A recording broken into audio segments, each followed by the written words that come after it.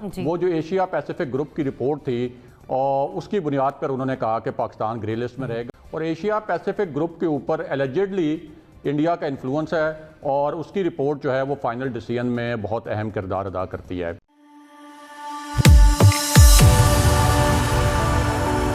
जय हिंद दोस्तों, मोदी देश में आपका स्वागत है। आज पाक मीडिया FATF के रिव्यू की बात कर रहा है। आपको पता होगा कि 2020 में FATF का रिव्यू हुआ था जिसमें पाकिस्तान फेल हो गया था।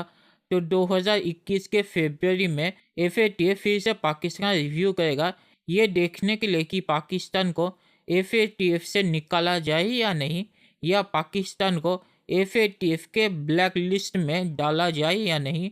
तो उसके बारे में ही पाकिस्तान बात कर रहा है। पाकिस्तान कह रहा है कि FATF पर भारत का प्रभाव बहुत ही ज़्यादा है और पिछली बार भी पाकिस्तान को FATF के लिस्ट से इसलिए नहीं निकाला गया था क्योंकि भारत ने ऐसा नहीं होने दिया था। तो पाक मीडिया कह रहा है कि इस बार भी अगर FATF ने पाकिस्तान को अपने लिस्ट से नहीं निकाला तो इसका मतलब भारत ने अपने प्रभाव का इस्तेमाल किया है। दोस्तों, ये वीडियो बहुत ही मज़ेदार है तो इसे आप पूरा ज़रूर देखिएगा। तो चलिए और इंतजार ना करके ये वीडियो देखते हैं। नासिर भाई चौकताई साहब, हमने जब पहले भी बात की तब भी हमने कहा था कि दुनिया ये नहीं चाह रही, या यूं कह लीजिए कि हमारे हरीफ ये नहीं चाहते कि हम ग्रिड से बाहर निकल कर आए। इस बार हमने 21 पर पहले काम किया हुआ है, 6 पर भी हम तकरीबन मुकम्मल काम कर चुके हैं। वजीर खारजा की जो उम्मीद है, आपको लगता है कि हकीकत का रूप धार लेगी? वो अगर ये कह रहे हैं कि हम बाहर निकल आएंगे तो यकीनी तौर पर हम बाहर निकल आएंगे। हमारे वज़ीर ख़ारजा मामूली आदमी नहीं है, लेकिन बात यह है कि आपके मुकाबले पर कौन है। आपके मुकाबले पर FATF में वो लोग बैठे हुए होंगे जिनको ना लॉजिक की फ़िक्र है, ना दलील की परवाह है, ना सबूत की फ़िक्र है। वो सिर्फ आपके ख़िलाफ़ काम करना चाहते हैं, आपकी जड़ें काटना चाहते हैं, आपको मफलूज करना चाहते हैं, आपको आइसोलेट करना चाहते हैं। उनके ख़िलाफ़ हमने क्या किया अब तक? मेरा ख्याल है डोजियर से आगे हम बात नहीं बढ़ पाई। लेकिन डिसइंफो लैब हो, बेल्जियम हो, यूरोपीय सिफारतकारी हो, यूरोपीय पार्लियामेंट हो, इन लोगों ने खासा काम किया है और बहुत तगड़ा काम हुआ है। लंदन में खासा काम हुआ है। लेकिन ये कि क्या उसका असर FATF पर होगा, मेरा ख्याल है नहीं। हमें ब्लैक एंड वाइट में बात करनी होगी, बहुत खुल के बात करनी होगी और हम ये देखना होगा हमारे कितने दोस्त हमारा साथ देंगे। मेरी ख्वाहिश है, मेरी उम्मीद है, मेरी दुआ है कि अब हम FATF से बाहर निकल आए। बहुत हो गया ये आँख मछोली का खेल, बहुत फ्रॉड हो गया। हमसे बुरे मुल्क मौजूद हैं इस दुनिया में, हमसे गंदे मुल्क मौजूद हैं इस दुनिया में जो इस मुल्क दुनिया को तबाह कर रहे हैं, बर्बाद कर रहे हैं। उन पर FATF लागू नहीं होता। तो ये नाइंसाफ़ी है और इसके खिलाफ हमें बात भी करनी होगी। ठीक है ब्रिगेडियर साहब, NBC भी पुरुम्मीद नजर आ रहे हैं। 27 में से 21 नुकात के पूरे होने पर 6 पर भी हम मुकम्मल तौर पर काम कर चुके हैं। आप समझते हैं कभी इम्कानात हैं इस बार? अगर आपने देखा कि लास्ट टाइम आइसलैंड और फिनलैंड को तो ग्रे लिस्ट से निकाला गया, लेकिन ईरान और नॉर्थ कोरिया को अभी तक ब्लैक लिस्ट में रखा हुआ है। और ईरान और नॉर्थ कोरिया की कन्फ्रंटेशन किसके साथ है? तो अमेरिका के साथ तो कन्फ्रंटेशन है। अभी लास्ट टाइम पाकिस्तान ने आपने कहा कि 21 पॉइंट मुकम्मल किए, बाकी जो पॉइंट रहते हैं अगर आपने उन पॉइंट को, उसके चीफ ने कहा कि जी प्लानिंग सेशन जो है वो और एशिया पैसिफिक ग्रुप के अंदर डिस्कशन होगा, हम तमाम ममालिक को मेरिट के ऊपर जो है वो कंसिडर करना चाहते हो। तो मेरिट के ऊपर तो मेरे ख्याल में पाकिस्तान को पिछली दफा जो FATF से निकल जाना चाहिए था जब आप 80% काम कर चुके। अभी जो 4 पॉइंट जो रहते हैं ना, जिसका खुद एक्सप्लेन किया उनके जो FATF के चीफ ने, उसके उन बात का उन्हें सेक्शन से अपना फाइनेंशियल सैंक्शंस लगाए उन लोगों के खिलाफ जो टेरर फाइनेंसिंग में इन्वॉल्व है। अब टेरर फाइनेंसिंग का में इन्वॉल्वमेंट का कॉन्सेप्ट उनका तो ये भी है कि हाफिज सईद भी टेरर फाइनेंसिंग में इन्वॉल्व है, पाकिस्तान ने उसको भी पकड़ के अंदर कर दिया। हालांकि उसका कॉज जो था वो इंडिया के रिलेटेड बिल्कुल डिफरेंट कॉज था, दे वर नॉट, वो कश्मीर रिलेटेड कॉज था। और लास्ट टाइम भी हुआ कि इंडिया ने और UK ने और यूनाइटेड स्टेट्स ने और बाकी यूरोपियन मुल्क के जुड़े जो उनकी अंदर जो डिस्कशन होती है उसमें पाकिस्तान के खिलाफ सैंक्शंस को सपोर्ट किया। तो असल में ये आई विश कि जो चेंज ऑफ एडमिनिस्ट्रेशन हुई है अमेरिका के अंदर, उसको कुछ अगर इफेक्ट आए तो शायद पाकिस्तान ब्लैक लिस्ट से ग्रे लिस्ट से निकला है। पाकिस्तान ने, मैं ये आपको कहूंगा कि जो वो 4 पॉइंट्स थे उनके अंदर पाकिस्तान के अंदर कॉन्स्टेंटली काम हो रहा है और सिर्फ कागजों पे काम नहीं हो रहा, वो प्रैक्टिकल काम हो रहा है। तो होपफुली तो पाकिस्तान को निकलना चाहिए। अगर नहीं निकलेगा तो it will be politically motivated और दुनिया के डबल स्टैंडर्ड जो है ना पाकिस्तान के खिलाफ जो एनिमोसिटी है वो खुल के सामने आ जाएगी। माजी की कोताहियां रही हैं और माजी में कुछ मजबूरियां भी रही होंगी। हम इस मामले पर भी माजी का ही हवाला देंगे या फिर 3 साल में इस तरह बहुत कुछ आया हमारे सामने? देखिए, माजी का जो बैगेज था वो तो हमने बहुत हद तक उतारा, लेकिन अपेरेंटली जो पाकिस्तान को ग्रे लिस्ट में रखने का वहाँ उस वक्त फैसला हुआ, वो जो एशिया पैसिफिक ग्रुप की रिपोर्ट थी और उसकी बुनियाद पर उन्होंने कहा कि पाकिस्तान ग्रे लिस्ट में रहेगा। और एशिया पैसिफिक ग्रुप के ऊपर एलिजिडली इंडिया का इन्फ्लुएंस है और उसकी रिपोर्ट जो है वो फाइनल डिसीजन में बहुत अहम किरदार अदा करती है। अब ये जो 6 नुकात थे उनमें से एक जो कड़ी शर्त या आप कड़ी शिक कह सकते हैं वो ये थी कि अक़वाम मुत्तहिदा से जो तंजीमें वहाँ से दहशतगर्द करार पाई हैं, जो कलअदम करार पाई हैं, या ऐसी शख्सियात जिनके ऊपर अक़वाम मुत्तहिदा ने पाबंदियाँ लगाई हैं उनके खिलाफ भी आप कार्रवाई करें। तो हाफिज़ सईद के खिलाफ तो हम पहले कार्रवाई कर चुके थे, अभी हमने लखवी साहब के खिलाफ भी कार्रवाई कर दी क्योंकि वो भी UN के तहत उनके ऊपर जो है वो पाबंदियां थीं। तो देयर इज़ नो रीज़न कि पाकिस्तान का नाम जो है वो FATF की ग्रे लिस्ट से ना निकाला जाए। हमने टेरर फाइनेंसिंग के ऊपर भी काम किया है और सबसे अहम बात यहाँ पे ये है कि देखें अभी इंडिया के कई बैंक्स की अभी रिपोर्ट आई है और इंटरनेशनल रिपोर्ट्स भी आई हैं कि वो मनी लॉन्ड्रिंग में मुलविस रहे हैं, लेकिन वो जो मनी लॉन्ड्रिंग इंडियन बैंक्स की इतनी बड़ी रिपोर्ट आई उसके ऊपर कोई एक्शन नहीं लिया गया। तो ये जो अब बात आ जाती है कि आपके सफारती एक तो एफर्ट के ऊपर और दूसरा पाकिस्तान के खिलाफ जो इंडिया की एक मौसर लॉबिंग है, फिर इंडिया एक बड़ी मार्केट भी है, उसके ऊपर आई थी। तो टेक्निकली और मेरिट के ऊपर तो पाकिस्तान का नाम निकलना चाहिए, लेकिन मुझे लगता नहीं है कि ये जो पाकिस्तान के खिलाफ एक लॉबिंग है बिल्कुल बिल्कुल जो कहा गया है वो पाकिस्तान ने पूरा किया। और अगर मेरिट के बिहाफ पर रखकर हम बात करें तो पाकिस्तान यकीनी तौर पर इस ग्रे लिस्ट से बाहर निकल कर आ सकता है, लेकिन हम इल्जाम तराशी नहीं कर रहे।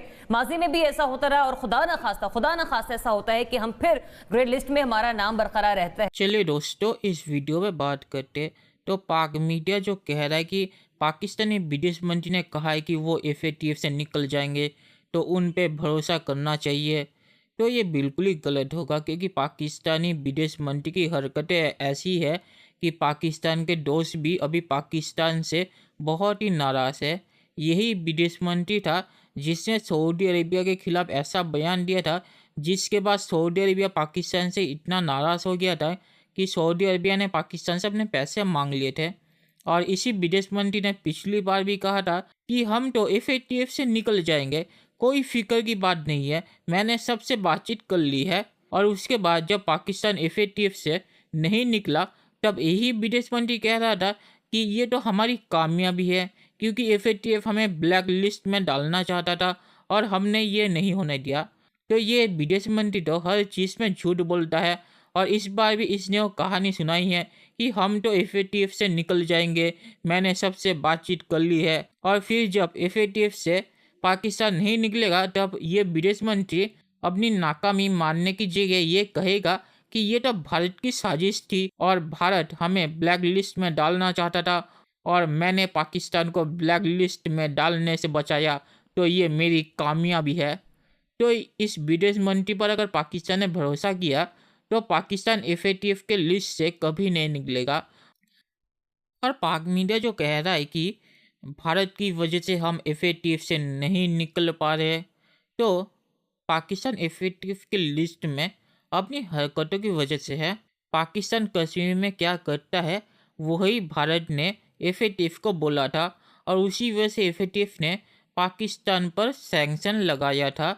और ये पाकिस्तान भी मानता है कि पाकिस्तान पैसे भेजता है कश्मीर में गड़बड़ी करने के लिए। पाकिस्तान सिर्फ ये कहता है कि ये कोई इलीगल चीज़ नहीं है।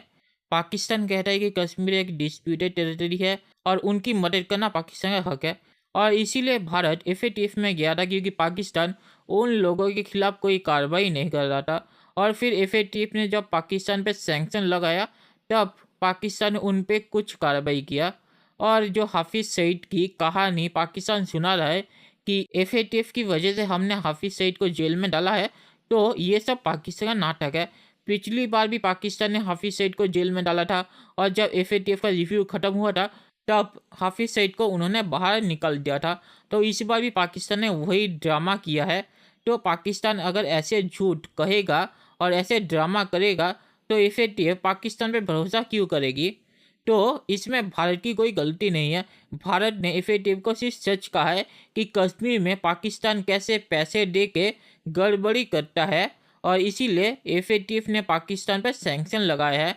तो पाकिस्तान को भारत को दोष ना दे के अपनी हरकतों पर काबू रखना चाहिए और किसी के पास इतना समय नहीं है कि वो पाकिस्तान को आइसोलेट करना चाहिए। पाकिस्तान आइसोलेट अपनी हरकतों की वजह से हुआ है। जैसे मैंने पहले कहा था कि पाकिस्तानी विदेश मंत्री ने सऊदी अरेबिया के खिलाफ बयान दिया था और इसीलिए सऊदी अरेबिया और पाकिस्तान के रिश्ते अभी खराब हुए हैं। इसमें भारत का क्या दोष? भारत ने क्या पाकिस्तानी विदेश मंत्री को कहा था कि सऊदी अरेबिया के खिलाफ बयान दो? तो पाकिस्तान को अपनी गलतियां माननी चाहिए भारत को दोष देने की जगह। और पाकिस्तान जो एंटी इंडिया डोसे की बात कर रहा है वो पूरा झूठा है। और जो डिसइंफो लैब के रिपोर्ट की बात कर रहा है तो डिसइंफो लैब एक प्राइवेट NGO है जिसे पाकिस्तान फंड करता है। तो ये पाकिस्तान का प्रोपेगेंडा करने वाला NGO है जो भारत पर ये इल्ज़ाम लगाता है कि भारत प्रोपेगेंडा करता है। तो इस पर और मुझे कुछ बोलने की ज़रूरत नहीं है।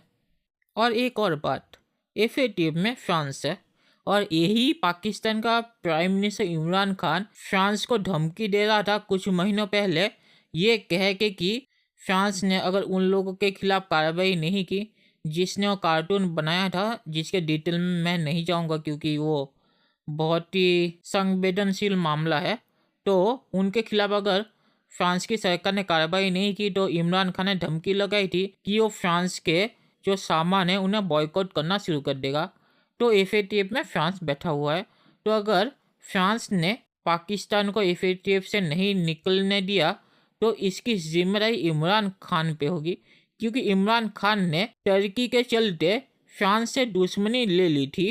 तो अगर इस बार भी पाकिस्तान FATF से नहीं निकला तो उन्हें इमरान खान से पूछना चाहिए कि आपने फ्रांस से दुश्मनी क्यों ली थी। तो इमरान खान और पाकिस्तानी विदेश मंत्री की हरकतों की वजह से पाकिस्तान आज दुनिया में अकेला हो रहा है। इसमें भारत का कोई दोष नहीं है। और पाकिस्तान जो कह रहा है कि ईरान और नॉर्थ कोरिया भी ब्लैक लिस्ट में है और ईरान और नॉर्थ कोरिया तो अमेरिका के दुश्मन है इसीलिए वो ब्लैक लिस्ट में है, तो इसमें अमेरिका के दुश्मन होने का कोई रीज़न नहीं है। ईरान और नॉर्थ कोरिया ब्लैक लिस्ट में इसीलिए है क्योंकि वो भी पाकिस्तान की तरह ऐसी हरकत करते हैं जिसकी वजह से FATF उन्हें ब्लैक लिस्ट में डालता है। नॉर्थ कोरिया न्यूक्लियर वेपन बना रहा है और ईरान पैलेस्टाइन में हमास को सपोर्ट कर रहा है, इसीलिए वो FATF के ब्लैक लिस्ट में है। इसमें अमेरिका का कोई हाथ नहीं है। और अगर अमेरिका के दुश्मन होने की वजह होती तो रशिया भी FATF के ब्लैक लिस्ट में होता। रशिया नहीं है और रशिया अमेरिका का दुश्मन है सबसे बड़ा। तो अगर यही एक वजह होती तो रशिया भी FATF के ब्लैक लिस्ट में होता, जो वो नहीं है। तो इसमें भी पाकिस्तान झूठ बोल रहा है। और पाकिस्तान जो कह रहा है कि भारतीय बैंक भी तो मनी लॉन्ड्रिंग करते हैं, तो भारत क्यों नहीं FATF के लिस्ट में है? तो भारत के किस बैंक ने मनी लॉन्ड्रिंग की है? स्टेट बैंक ऑफ इंडिया ने क्या मनी लॉन्ड्रिंग की है? और जो कहानी ये सुनाते हैं वो भी HDFC जो अमेरिकी बैंक है और दूसरे अमेरिकी बैंक उनकी कहानी सुनाता है जिसके ब्रांच भारत में है। तो उनके ब्रांच भारत में होने का मतलब ये नहीं है कि इसमें भारतीय सरकार का दोष है कि अगर उन्होंने मनी लॉन्ड्रिंग की हो। तो इसमें पाकिस्तान झूठ कह रहा है। तो आखिर में मैं ये कहूँगा कि मुझे नहीं लगता कि इस बार भी पाकिस्तान FATF के लिस्ट से निकलेगा। तो चलिए देखते हैं कि फ्यूचर में क्या होता है। दोस्तों ये वीडियो देखने के लिए बहुत बहुत शुक्रिया और हमारे चैनल को सब्सक्राइब करना मत भूलिएगा। Thank you very much.